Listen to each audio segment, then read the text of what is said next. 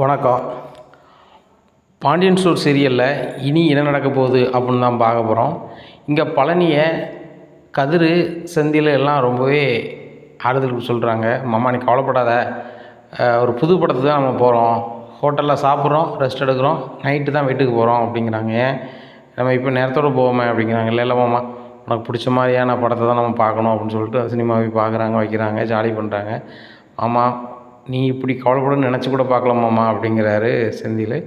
உடனே அப்படிலாம் ஒன்றும் இல்லைடா, எனக்கு கல்யாணமே ஆகாமல் இருந்தால் கூட பிரச்சனை கிடையாது, இப்படி சவம் முன்னாடி என்னால் அசிங்கப்பட முடியலை, அதனால தான் கஷ்டமாக இருக்குது அப்படிங்கிறாங்க. மாமா கவலைப்படாத விடு, வேறு அத்தையை பார்த்துக்கலாம், நீ கவலைப்படாதம்மா, உன் அழகுக்கும் அறிவுக்கும் வேறு அத்தை கிடைக்கும் அப்படிங்கிறாங்க. ஏய் அழகாக தான் இருக்கிறேன்டா, ஆனால் ஒன்றுடா நீங்கள் சூப்பராக மேக்கப் பண்ணிங்கடா அப்படி இப்படின்னு சொல்லி அவர் இயல்பு நிலைக்கு வந்துடுறாரு. வீட்டுக்கும் வந்துடுறாங்க.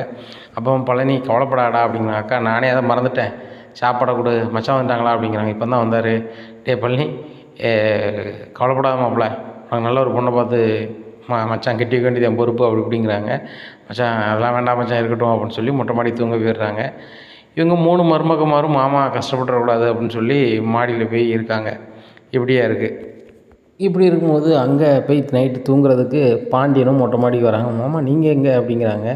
ஏய் தூங்குடா, நானும் பக்கத்தில் தூங்க போகிறேன் அப்படிங்கிறாங்க. மச்சான் எனக்கு வேண்டாம், வெக்கமாக இருக்குது அப்படிங்கிறாங்க. மச்சான் தானே பக்கத்தில் வரேன், நீ கவலைப்படாத அப்படிங்கிறாங்க. மச்சான் நான் நார்மல் ஆகிட்டேன், நீ ஃப்ரீயாக இருங்க அப்படிங்கிறாங்க. ஃப்ரீ ஆகிட்டியா, சரிப்பா. ஆமாம் மச்சானுக்கு இந்த பனி ஆகாது, நான் கீழே போகிறேன் அப்படின்னு சொல்லிட்டு கீழே போயிடுறாங்க.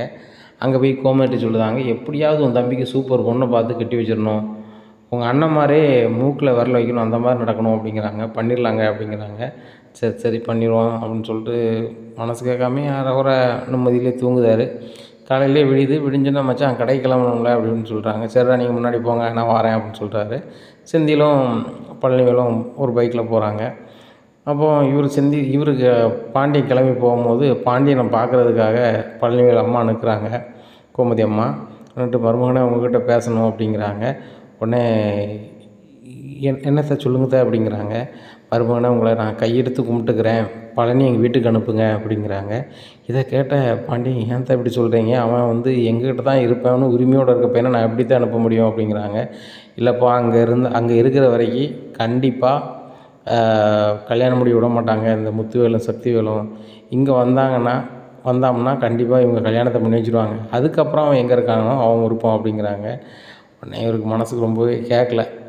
இப்படி இருக்கும்போது வேலையெல்லாம் முடிச்சுட்டு நைட்டு வீட்டுக்கு போகிறாங்க. போகும்போது எல்லோரும் சிரித்து பேசிகிட்டு இருக்கும்போது இவர் சொல்கிறாரு பாண்டியன், நான் ஒரு முடிவு எடுத்திருக்கேன் அப்படிங்கிறாங்க. எல்லோரும் என்ன முடிவு அப்படின்னு சொல்லி பார்க்குறாங்க. பழனி அவங்க வீட்டுக்கு போகணும் அப்படிங்கிறாங்க. ஏன் மச்சான் போகணும் அப்படிங்கிறாங்க. நீ எங்கே தான் போகணும், உனக்கு கல்யாணம் அப்படின்னா நீ எங்கே தான் போகணும் அப்படிங்கிறாங்க. இல்லை மச்சான் நான் போக வரும்போது அப்படிங்க. எங்கே தான்டா போகணும் அப்படிங்கிறாங்க. என் முடிவு தான் முடிவு, நீ அங்கே கிளம்பு அப்படிங்கிறாங்க. உடனே இல்லை மச்சான் நான் போகலை அப்படிங்கிறாங்க. கிளம்புடா முதல்ல அப்படிங்கிறாங்க. ரொம்ப மனசு சங்கடப்பட்டு போயிட்டு வர மாப்பிள்ள அப்படின்னு சொல்லி மாப்பிள்ளை மார்பெல்லாம் கட்டி தழுவிக்கிட்டு போகிறாரு. அங்கே போனோன்னே என்னடா உங்கள் மச்சான் தான் வேணும்னு இருந்தேன் அப்படிங்கிறாங்க. நீங்கள் தான் இங்கே வர வச்சிட்டிங்களே, என் வீட்டில் இருக்கக்கூடாதுன்னு சொல்லி அவர் அனுப்பி விட்டார் அப்படிங்கிறாங்க. ஓ பாண்டியனுக்கு ரோஷம்லாம் இருக்கா, அப்போ நீங்களாம் வரல அப்படிங்கிறாரு சக்திவேல். சரி இப்போ மாதிரி புத்தி வந்துச்சே வா அப்படின்னு சொல்லிட்டு, டேய் உங்கள் சித்தப்பனை உன் ரூமுக்கு பக்கத்தில் ஒரு ரூம் இருக்குல்ல, அதில் ரெடி பண்ணி கொடு அப்படிங்கிறாங்க. அங்கே பெட்டு எல்லாம் போட்டு சித்தப்பா இதுதான் அவங்க ரூம் அப்படிங்கிறாங்க. மனசுக்கே சரியில்லை. உடனே ஏன் சித்தப்பா ஒரு மாதிரி இருக்க அப்படிங்கிறாங்க. இல்லைடா அங்கே எனக்கு பெட்டு எதுவும் கிடையாது, தனியாக ரூம்லாம் கிடையாது, ஆனால் மொட்டை மேலே தான் படுத்துக்கிட்டப்போ ரொம்ப சந்தோஷம் இருக்கும், இங்கே நீங்கள் தனியாக ரூம் தந்தும் பெட் இருந்தும் எனக்கு நிம்மதியாக இல்லையே அப்படிங்கிறாங்க. சித்தப்பா அங்கே நீங்கள் எடுபடியாக தானே இருக்கணும், இங்கே அப்படி இல்லை, நீங்கள் ஓனரு, நம்மளுக்கு எவ்வளோ சொத்து பத்து இருக்குது, நீங்கள் பேசாமல் எந்த கம்பெனினாலும் எடுத்து நடத்துங்க அப்படிங்கிறாங்க. உடனே முத்துவேலும் மாடிக்கு வர்றாரு. தம்பி அப்படிங்கிறாங்க. அண்ணன் அப்படிங்கிறாங்க. இனிமேல் இங்கேருந்து போக வேண்டாம், எந்த பொண்ணை பேசி உனக்கு கல்யாணம் கண்டிச்சோ அதே பொண்ணை அண்ணன் கட்டி வைக்கிறேன் அப்படின்னு சொல்கிறாரு. உடனே இல்லைண்ணே வேண்டாண்ணே, எனக்கு கல்யாணமே வேண்டாம் அப்படிங்கிறாங்க. அப்படிலாம் இல்லை, உனக்கு கல்யாணம் தான், அதுவும் 1 மாதத்தில் கல்யாணம். டேய் சக்திவேல் அப்படிங்கிறானே அப்படிங்கிறாங்க. கிளம்பு அப்படிங்கிறாங்கன்னா இவ்வளோ நேரத்துக்கு எங்கே அப்படிங்கிறாங்க. இப்போமே போகிறோம், இவனுக்கு பாண்டியன் ஒரு பொண்ணை பார்த்து வச்சோம்ல, அதே பொண்ணை நம்ம பேசி கல்யாணம் முடிச்சு வைக்கோம், சரி தானே, அதுக்கு நம்ம பொறுப்பெடுக்கோம், அந்த பாண்டியனுக்கு அப்போ நம்ம யாருன்னு அப்போ தான் தெரியும் அப்படிங்கிறாங்க. உடனே 2 பேரும் கிளம்பி போகிறாங்க. அப்போ கூட இவங்களுக்கு என் மேலே பாசம் இல்லையே, கடமைக்கு தான் செய்கிறாங்க அப்படின்னு சொல்லி பழனிக்கு ரொம்ப வருத்தமாக இருக்குது. மச்சான் வேறு அங்கே வரக்கூடாதுன்னு சொல்லிட்டாரு, அவரை மீறி அங்கே போகவே முடியாது அப்படின்னு சொல்லி மனசுக்கு நினச்சிக்கிட்டு இருக்காங்க. இப்படியா இருக்குது. இப்படியா இருக்குது. இந்த சூழ்நிலையில் காலையிலே விடியுது. விடிஞ்ச உடனே பழனி எங்கே போகணுன்னே தெரியல. கடைக்கு போனால் மச்சான் வரக்கூடாதுன்னு நான் என்ன செய்ய அப்படின்னு சொல்லி நினச்சிக்கிட்டு இருக்கும்போது முத்துவேல் என்னடா அப்படிங்கிறாங்க. இல்லைண்ணே காலையில் எழுந்திரிச்சோன்னா கடைக்கு போவேன், இப்போ எங்கே போகணுன்னே தெரில அப்படிங்கிறாங்க. நீ ஏன்டா கடைக்கு போகணும், நம்மளுக்கு எத்தனை கம்பெனி இருக்குவா, நைட்டே நாங்கள் பேசி முடிச்சிட்டோம், வார மாதம் 20ஆந்தேதி உனக்கு கல்யாணம் அப்படிங்கிறாங்க. என்னென்ன சொல்கிறீங்க அப்படிங்கிறாங்க. பொண்ணு வீட்டில் நைட்டே நானும் கல்யாணம்னு பேசி முடிச்சிட்டோம், அவங்க பொண்ணு தரேன்ட்டாங்க, நீ கவலைப்படாத அப்படிங்கிறாங்க.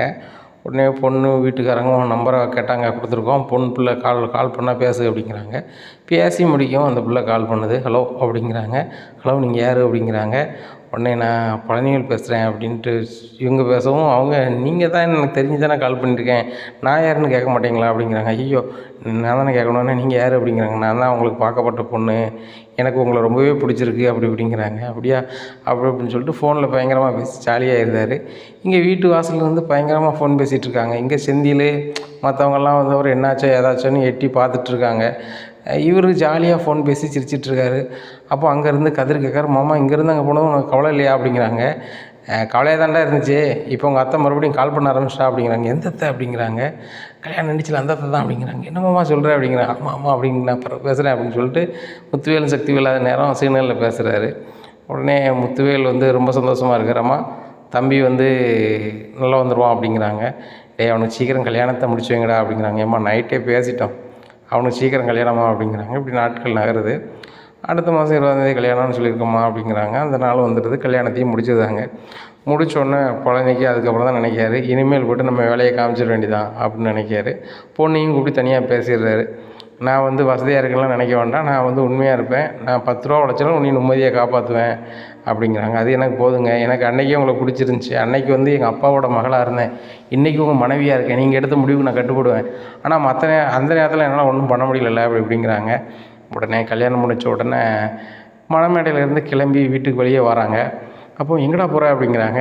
அண்ணே நான் இருக்க வேண்டிய இடத்துக்கு போகிறேனே அப்படிங்கிற. டேய் இப்போ நீ இருக்க வேண்டிய இடம் இதுதானடா அப்படிங்கிறாரு சக்திவேல். அண்ணே இருக்க வேண்டிய இடம் அந்த இடம், எங்கள் ஆத்தா ஒரு பிளானை போட்டு நீங்கள் கொண்டு வந்துருச்சு, எங்கள் மச்சான் ஒரு பிளானை போட்டு நீங்கள் அனுப்பிட மாதிரி அனுப்பிட்டாரு, நான் ஒரு பிளானை போடணும்லாண்ணே, அதான் அங்கே போகிறோம்னே, அதான் என் இருப்பிடம், என் மருமக்குமார் அங்கே தானே இருக்காங்க, நான் அங்கே தானே போகணும் அப்படின்னு சொல்லிட்டு போகிறாங்க.